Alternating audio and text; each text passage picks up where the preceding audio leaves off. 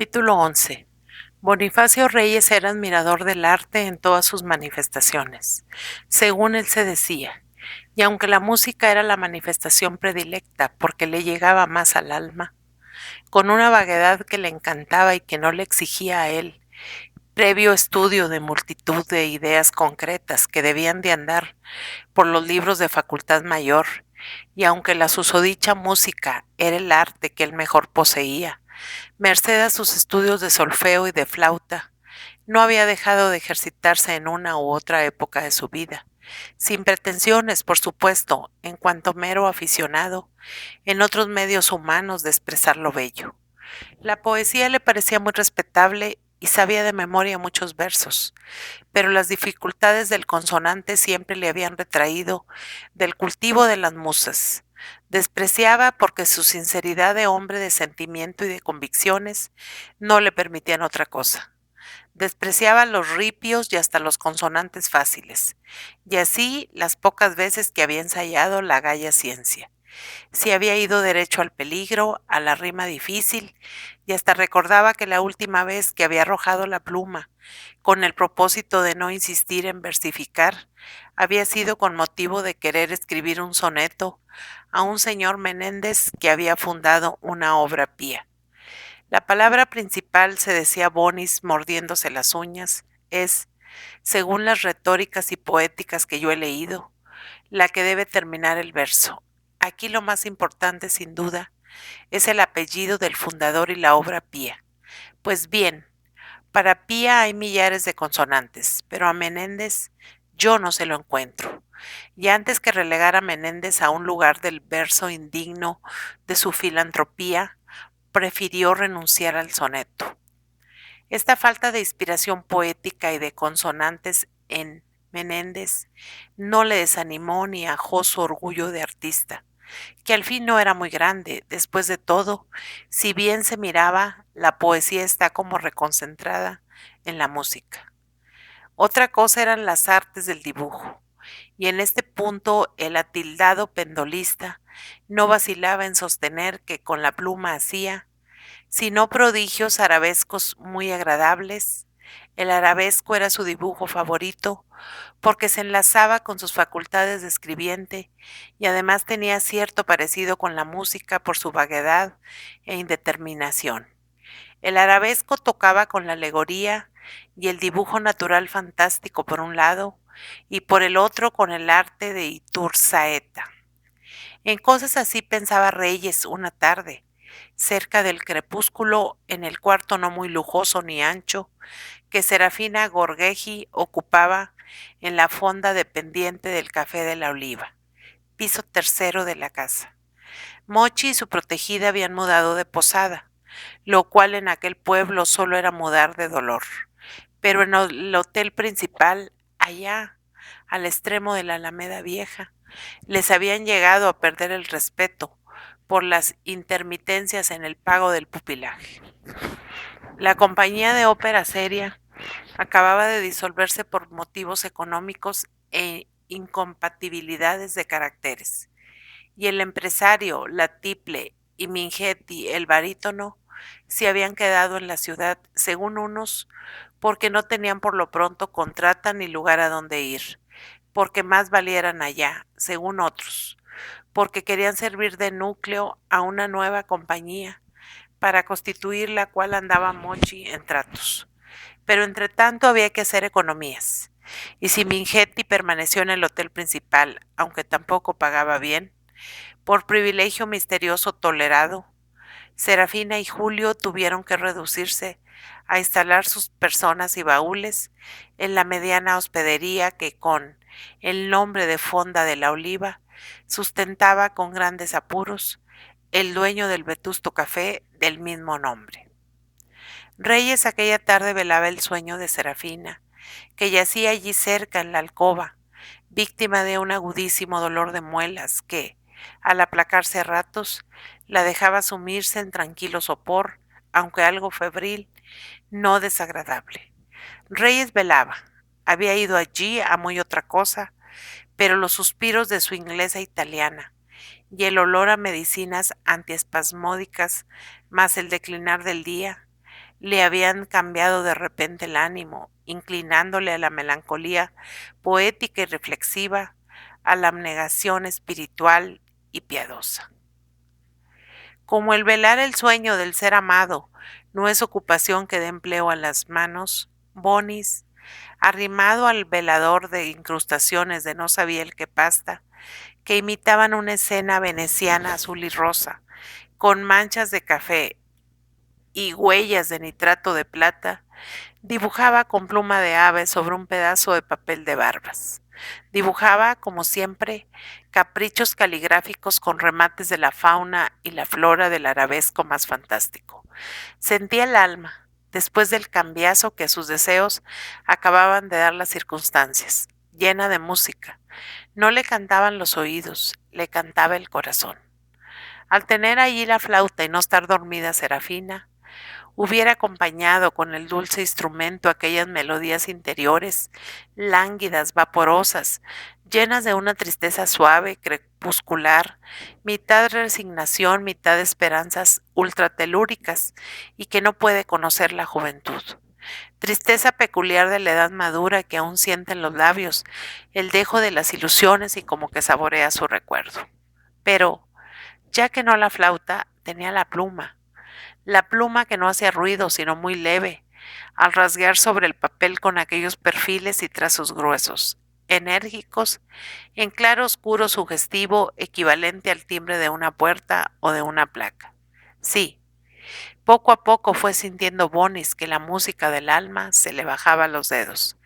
Las curvas de su arabesco se hacían más graciosas, sus complicaciones y adornos simétricos más elegantes y expresivos, y la indeterminada tracería se fue cuajando en formas concretas, representativas, y al fin brotó como si naciera de la cópula de lo blanco y de lo negro, brotó en un cielo gris la imagen de la luna en cuarto menguante, rodeada de nubes siniestras, mitad diablos o brujas montados en escobas, mitad colmenas de formas fantásticas, pero colmenas bien claras, de las que salían multitud de bichos, puntos unidos a otros puntos, que tenían cuerpos de abejas, con patas, rabos y uñas de furias infernales.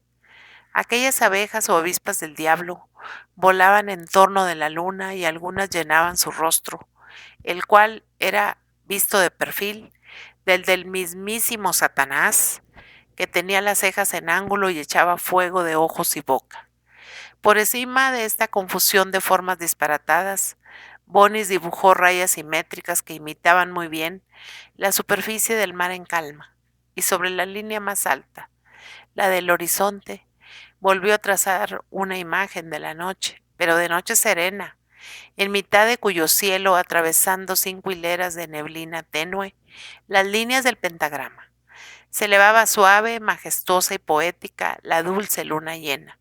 En su disco, elegantes curvas sinuosas decían Serafina. Media hora larga le costó al soñador su composición simbólica, mas fue premio de la inspiración y del esfuerzo, un noble orgullo de artista satisfecho. Sensación que se mezcló enseguida con un enternecimiento austero y en su austeridad voluptuoso que le hizo inclinar la cabeza, apoyar la frente en las manos y meditar sollozando y con lágrimas en los ojos. ¡Qué vida extraña! ¿Qué cosas pueden pasarle por el alma a un pobre diablo?, pensaba Bonis. La alegoría que le había salido sin querer de la pluma estaba bien clara. Era la síntesis de su vida presente. En el cielo de sus amores, en la región serena, sobre el océano de sus pasiones en calma, brillaba la luna llena, el amor satisfecho, poético, ideal de su Serafina. Ya no eran aquellos los días de las borrascas sensuales, en que el amor físico, mezclándose al platónico, se entregaba al arabesco de la pasión disparatada y caótica. El alma ya se había sobrepuesto y daba el tono al cariño que, al arraigarse y convertirse en costumbre, se había hecho espiritual. Y de repente, de poco tiempo a aquella parte, debajo del océano, en las regiones misteriosas del abismo en las que habitaba el enemigo, de las que venían voces subterráneas de amenaza y castigo, aparecía como un reflejo infiel, otro cielo con otra luna, un cielo borrascoso con espíritus infernales, vestidos de nubarrones con el mismísimo demonio, disfrazado de cuarto menguante, de la luna de miel satánica de Valpurgis, que su mujer Emma Valcárcel había decretado que brillara en las profundidades de aquellas noches de amores inauditos, inesperados y como desesperados. Bonnie se levantó y contempló a la Gorgeji dormida. Esta mujer adorada no sabe que yo le soy infiel, que hay horas de la noche en que me dan un filtro hecho de terrores, de fuerza mayor, de recuerdos, de costumbres del cuerpo, de sabores de antiguos placeres, de olores de hojas, de rosas marchitas, de lástima y hasta de filosofías negras. Esta mujer no sabe que yo me dejo besar y beso, como quien da limón a la muerte enferma, loca, que doy besos que son como mordiscos con que quiero detener al tiempo que corre pasándome por la boca. Sí, sí, Serafina. En esas horas tengo lástima de mi mujer, de quien soy esclavo. Sus caricias disparatadas, que son reflejos de otras mías que yo aprendí, de tus primeros arranques de amor frenético y desvergonzado. Sus caricias, que son en ella inocentes, para mí crímenes, se me contagian y me llevan consigo al aquelarre tenebroso, donde entre sueños y ayes de amor que acaban por suspiros de vejez, por chirridos del cuerpo que se desmorona, vivo de no sé qué negras locuras sabrosas y sofocantes, llenas de pavor y de atractivo. Yo soy el amante de una loca lasciva, de una enferma que tiene derecho a mis caricias, pero un derecho que no es como el tuyo, que no reconocen los hombres, pero que a mí me parece el más fuerte, aunque sutil, invisible. Tu derecho y el mío, el de mi alma cansada. Y vuelta a llorar después de haber pensado así, aunque con otras palabras interiores, y en parte aún sin palabras, porque algunas de las que ha habido que emplear Bonis ni siquiera las conocía. Por ejemplo, aquello que se dijo antes de ultratelúrico. ¿Qué sabía Bonis lo que significa ultratelúrico? Pero con todo siempre estaba pensando en ello y lo mezclaba con todas sus cavilaciones y con todos los apuros de su miserable y atragantada existencia. En tiempo de Bonis, en esta época de su vida, no se hablaba como ahora y menos en su pueblo, donde para los efectos fuertes y enrevesados dominaba el estilo de la Roñaga y de don Heriberto García de Quevedo, sin contar con que Bonifacio, menos instruido todavía que su historiador, ni de propósito hubiera podido dar con ciertas frases que aquí suelen usarse para interpretar aproximadamente las tribulaciones de su espíritu. Fuera como fuera, la Gorgeji no despertó con todo que el ruido psicológico de su querido, el cual por lo demás andaba de puntillas sin tropezar en nada y hasta consiguió taparla sin que ella lo sintiera. Un poco de la espalda blanquísima por donde estaba cogiendo frío. Era, en casa de su Serafina, el mismo galán fino, pulcro, suave y mañoso que cuidaba a su mujer, a su tirano, como las manecitas negras de los palacios encantados. Conocía todos los rincones de la habitación de su amiga y también los del cuarto de Mochi. Él era quien les había buscado y ajustado el nuevo albergue. Él quien procuraba introducir el espíritu y la práctica del orden y la economía en la vida doméstica de aquellos artistas, llevándoles un poco de la saludable influencia de su hogar, que al fin hogar era, aunque no pudiese servir de modelo, menos cada día.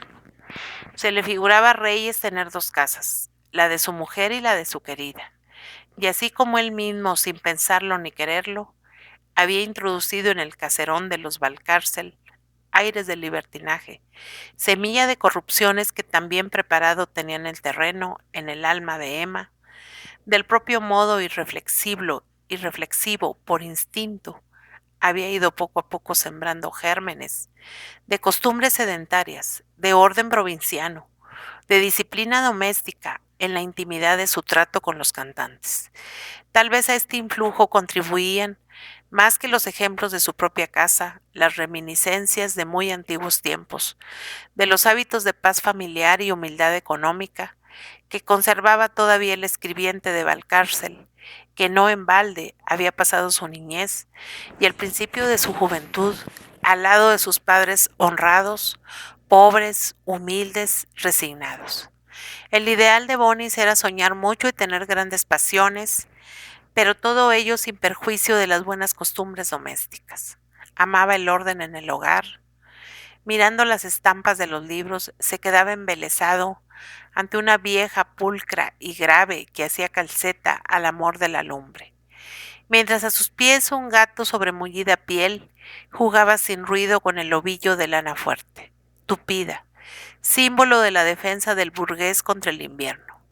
Envidiaba el valor, la despreocupación de los artistas que no tienen casa, que acampan satisfechos en las 5 partes del mundo. Pero esta admiración nacía del contraste con los propios gustos, con la invencible afición a la vida material tranquila, sedentaria, ordenada, hasta para ser romántico de altos vuelos, con la imaginación completamente libre. Le parecía indispensable, a lo menos para él, tener bien arreglada la satisfacción de las necesidades físicas, que tantas y tan complicadas son. El símbolo de estos sentimientos eran, como va indicado más atrás, las zapatillas. Cuando en sus ensueños juveniles había ideado un castillo roquero, una hermosa nazarena asomada a la ojiva ventana, una escala de seda, un laúd y un galán, que era él, que robaba a la Virgen del castillo. Siempre había tropezado con la inverosimilitud de huir a lejanos climas sin las babuchas, y era claro que las babuchas eran incompatibles con el laúd. Además, no todo eran las zapatillas. Había algo más en su cariño al hogar templado, dulce, sereno. La familia. Oh, la familia honrada, sin adulteraciones, sin disturbios ni mezclas. Era también su encanto. ¿Sería la familia incompatible con la pasión, como las babuchas con el laúd? Tal vez no, pero él no había encontrado la conjunción de estos dos bellos ideales. La familia no era familia de verdad para él. Dios no lo había querido.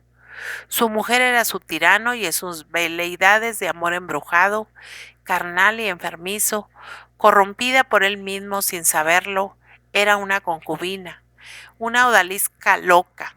Y, lo que era peor que todo, faltaba el hijo. Y en casa de Serafina, en casa de la pasión, no había la santidad del hogar, ni siquiera la esperanza de una larga unión de las almas. Los cantantes tendrían que marcharse el mejor día. Eran judíos errantes. Ya era un milagro que entre abonos empalmados, truenos de compañías, semanas de huelga, prórrogas de esperanzas, ayudas del préstamo, acomodos del mal pagar y abusos del crédito, hubieran podido permanecer Mochi y la Gorgeji meses y meses en el pueblo. El día menos pensado, Bonnie se encontraría en el cuarto de Serafina con las maletas hechas. La de vámonos, diría Mochi, y él no tendría derecho para oponerse. No tenía un cuarto, no podía ofrecerles medios materiales para continuar en el pueblo. El arte y la necesidad soplaban como el viento y se llevaban allá por el mundo adelante, su pasión, el único refugio de su alma dolorida, necesitada de cariño, de caricias castas, como habían acabado por ser las de Serafina, de dignidad personal que le faltaba al lado de su Emma, la cual solo se humillaba por momentos en su calidad de bestia hembra, para ser enseguida, aún en el amor, el déspota de siempre, que sazonaba las caricias con absurdos, que eran remordimientos para el atolondrado marido. Solo se volvería a quedar en poder de Emma, en poder de las miradas frías, incisivas de Nepomuceno, el de las cuentas, en poder de Sebastián el primo y de todos los demás Valcárcel que quisieron hacer de él jigote a fuerza de desprecios. Despertó la Gorgeji sonriente, sin dolor de muelas, agradeció a su Bonis que velara su sueño como el de un niño, y la dulzura de sentirse bien, con la boca fresca, harta de dormir, la puso tierna, sentimental y al fin la llevó a las caricias. Mas fueron suaves, mezcladas de diálogos largos, razonables. No se parecían a las ardientes prisiones en que se convertían sus abrazos en otro tiempo. Así, pensaba Reyes, debieran ser las caricias de mi esposa. Serafina se había acostumbrado a su inocente Reyes y a la vida provinciana de burguesa sedentaria que a él la inclinaba, ya que daban ocasión su larga permanencia en aquella pobre ciudad y la huelga prolongada. Se iban desvaneciendo las últimas esperanzas de brillar en el arte, y Serafina pensaba en otra clase de felicidad. La falta de ensayos y funciones, la ausencia del teatro les sabía a emancipación, casi a regeneración moral, como las cortesanas, que llegan a cierta edad y se hacen ricas, aspiran a la honradez como a un último lujo. Serafina también soñaba con la independencia, con huir del público, con olvidar la solfa y meterse en un pueblo pequeño, a vegetar y ser dama influyente, respetada y de viso. Ya iba conociendo la vida de aquella ciudad que despreciaba al principio. Ya le interesaban las comidillas de la murmuración. Hacía alarde de conocer la vida y milagros de esta y la otra señora. Y un día tuvo un gran disgusto porque Bonnie no consiguió que se la invitara el Jueves Santo a sentarse en cualquier parroquia en la mesa de petitorio. Cantó una noche con Mochi y Mingetti en la catedral y sintió orgullo inmenso. Le andaba por la cabeza un proyecto de gran concierto a beneficio del hospital o del hospicio. A Mochi no le cayó en saco roto la idea, pero le torció el rumbo. Un gran concierto. Sí, pero no a beneficio de los pobres, sino a beneficio de los cantantes. Restos del naufragio de la compañía. Se dio a Mingetti, el barítono, noticia del proyecto, y le pareció magnífico. Él sugirió al tenor la ocurrencia de aprovechar aquel concierto para reanimar el instinto filarmónico de los vecinos. Se habían cansado de ópera, bueno, pero ya hacía una temporada que se había cerrado el teatro. La Gorgeji apareciendo en traje de etiqueta, en los salones de una sociedad y cantando, sin accionar y sin dar paseos por la escena, pedazos de música escogida, volvería a despertar el apetito musical de los muchos aficionados. Esto facilitaría la idea de abrir un abono condicional sobre la base del terceto. Tenían tenor, tiple y barítono, se traería contralto, bajo y coros y se podía arreglar otra campaña que bastase para pagar trampas y esperar con menos prisa y afán alguna contrata en otra parte. Para poner por obra el proyecto había que contar con algún indígena que tomara la iniciativa. Nadie como Bonis. Serafina se encargó de rogarle que lo tomase por su cuenta. Dicho y hecho. Aquella tarde, entre las caricias de un amor apacible y de intimidad serena, la Gorgeji suplicó a su amante que apadrinase con celo y entusiasmo su idea, que se encargara de preparar el concierto, venciendo los obstáculos que pudieran surgir. ¿Qué menos podía hacer Bonifacio por aquella mujer, a quien no podía dar ya dinero, y eso que tanto lo necesitaba? Propuso el proyecto de los cómicos a la junta del casino, que formaba como una sociedad agregada a la empresa del Café de la Oliva. En el piso principal estaban el salón de baile y las salas de juego y de lectura de aquel círculo de recreo, algunas veces de envite y azar. La junta directiva, que tenía la conciencia de sus deberes, prometió estudiar la cuestión. Hubo deliberaciones repetidas, se votó y por una exigua mayoría se aprobó el proyecto del concierto, que terminaría en baile, pero sin ambiguo. Bonifacio ocultaba a su mujer que andaba en aquellos tratos, que era el alma de la proyectada fiesta, pero ella supo que el concierto se preparaba y que su Bonis era factor del jolgorio, que iba a ser cosa rica. Si de otras cosas que sabía también y tiempo hacía no le había hablado, sino con indirectas y sin insistir, ahora le convenía darse por enterada claramente, y así le dijo un día a la mesa, a los postres, en presencia de Nepomuceno: vamos a ver, hombre, ¿por qué me tienes tan callado lo que me preparas? ¿Es que quieres sorprenderme? Lo que te preparo, sí, señor, lo del concierto. Ya sé que tú y otros queréis echar un guante disimuladamente en favor de esos pobres cómicos que se han quedado en el pueblo y no deben de pasarlo bien. Perfectamente, muy bien hecho. Es una gran idea y una obra de caridad. Haremos una limosna y nos divertiremos. Magnífico, ¿verdad, tío? Es una idea excelente. Excelente, asintió Nepomuceno limpiándose los labios con la servilleta y bajando la cabeza. Cuenta conmigo y con la señorita Marta, con Marta Corner, la del ingeniero. Ya sabes, mi amiguita que irá conmigo. El tío me acompañará, ¿verdad? Y acaso el primo Sebastián que vendrá a las ferias. Tú tendrás que arreglar por ella cosas, si ya lo sabemos, hombre. No te hagas el chiquitín. Ya sabemos que eres el director de la fiesta. ¿Y qué? Mejor. Gracias a Dios que ese es algo de provecho. Lo que me enfada es que nunca me hayas dicho que eras amigo de los cómicos. Tan amigo. Creías que iba a disgustarme porque yo no soy orgullosa. Yo no creo que mi apellido se desdore porque mi esposo trate a unos artistas. Al contrario, si yo fuera hombre haría lo mismo. ¿No se casó la famosa Tiplona con un caballero de aquí? ¿Verdad, tío? Que no nos ha parecido mal saber que Bonis trata a los cómicos mucho, muchísimo. Lo supimos por la señorita de Corner, ¿verdad, tío? Y yo hasta me puse hueca, para que veas.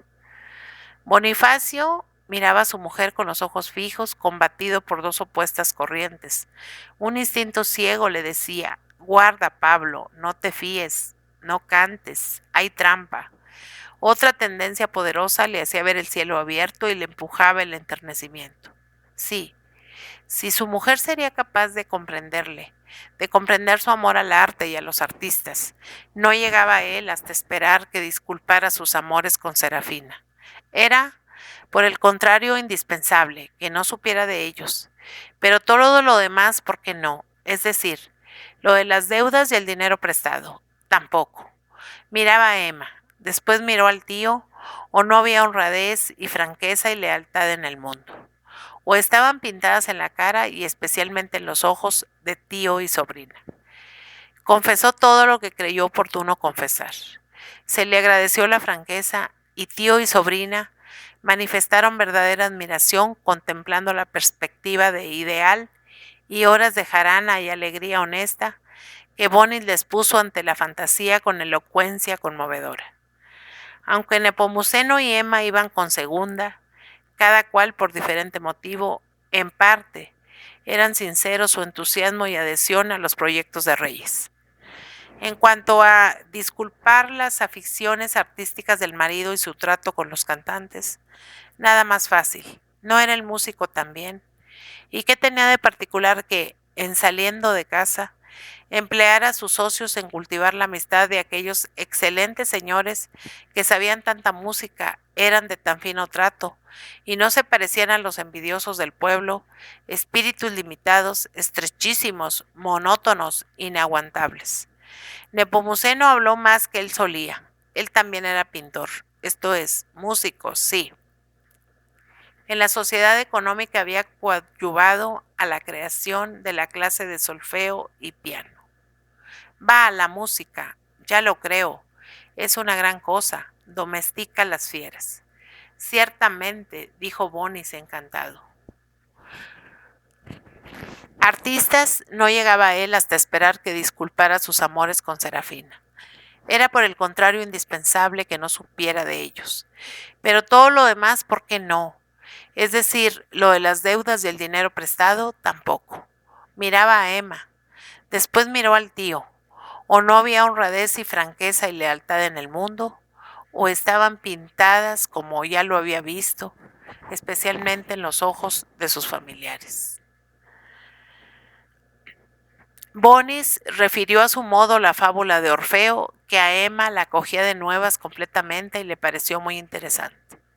A propósito de piano, aunque ya está viejo el alcacer para zampoñas, yo quisiera saber teclear así, un poco, aunque no fuera más que tocar con un dedo las óperas, esas que tú tocas en la flauta. A Bonis le pareció muy laudable el propósito.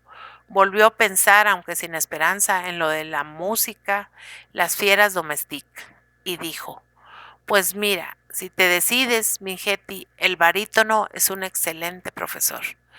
Emma, encendida, no pudo menos de ponerse en pie y sin pensar en contenerse, comenzó a batir palmas. Oh, sí, sí, sublime, sublime, qué idea.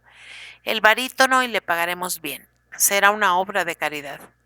Pero qué lástima, se marchará pronto. Oh, eso, según las circunstancias, si renuevan el abono, si recomponen el cuarteto, si se les ayuda. Vaya, sí se les ayudará, ¿verdad, tío? El tío volvió a inclinar la cabeza, la de planes que tenía dentro de ella. Los ojos le brillaban, fijos en el mantel, hablando con su fijeza de 100 ideas que no explicaban, pero que revelaban como presentes. Llegó la noche del concierto, se abrieron los salones del casino, sucursal del Café de la Oliva, hasta hubo su poquito de buffet, a pesar del acuerdo de la Junta, y lo mejor de la población acudió a tomar sorbetes y a contemplar de cerca, y vestidos en traje de sociedad, a los cantantes ilustres que tantas veces había aplaudido, viéndolos en las tablas, llenos de abalorios y galones dorados. Noche solemne para Bonis, noche solemne para Emma, noche solemne para Nepomuceno.